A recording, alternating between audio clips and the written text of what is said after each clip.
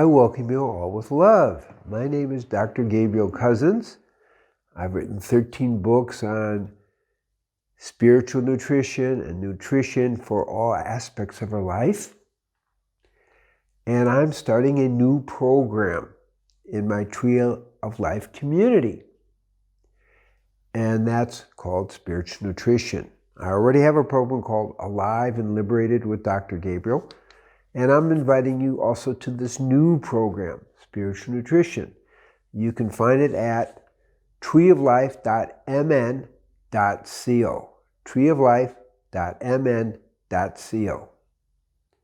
And every Thursday at 5:30, 6:30 Israel and European time, 7:30 East Coast time, 10:30 at West Coast time, you'll be able to hear this program. The times are going to vary a little bit, but the key is we're looking at all aspects of spiritual nutrition.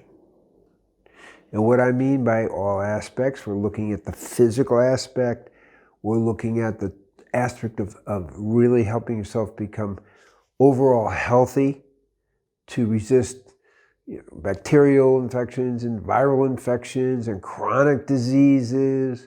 We're looking at it from a vegan point of view, because what I recommend is a 100% vegan diet and at least 80% live food diet, okay?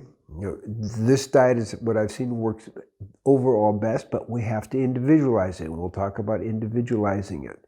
So we're covering the general idea of healthy eating. We're talking about how to be a very successful vegan, talking about how to organize your diet, to individualize it to your constitution. These are all important pieces of being successful, particularly a successful vegan diet.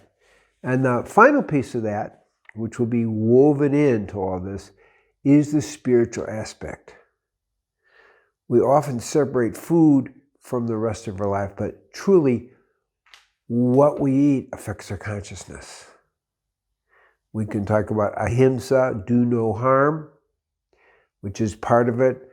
We can think about when we bite into food, we're biting into the living planet, and we're biting into the consciousness of the living planet. And we go a little further, we're biting into really all levels of consciousness, biting, in a sense, into God's gift to us. And that way if our thinking is clear, we really go into spiritual nutrition in the place that we're actually experiencing the divine in our eating.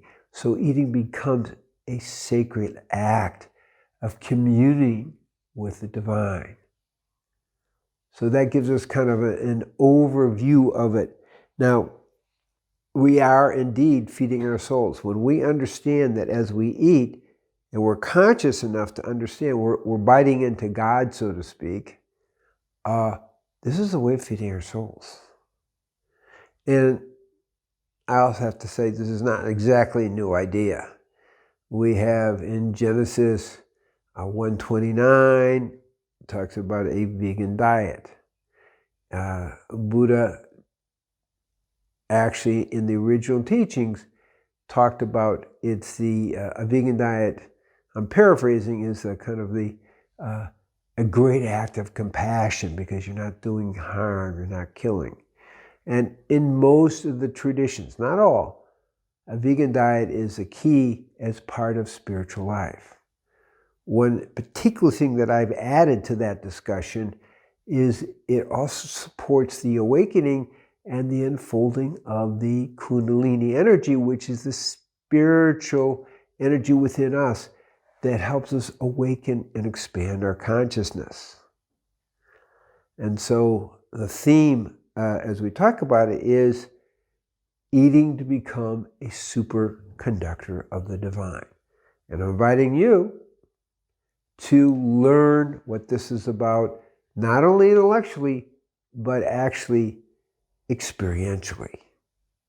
So I invite you to join us at the treeoflife.m.co in the spiritual nutrition program on Thursdays, Peace be with you.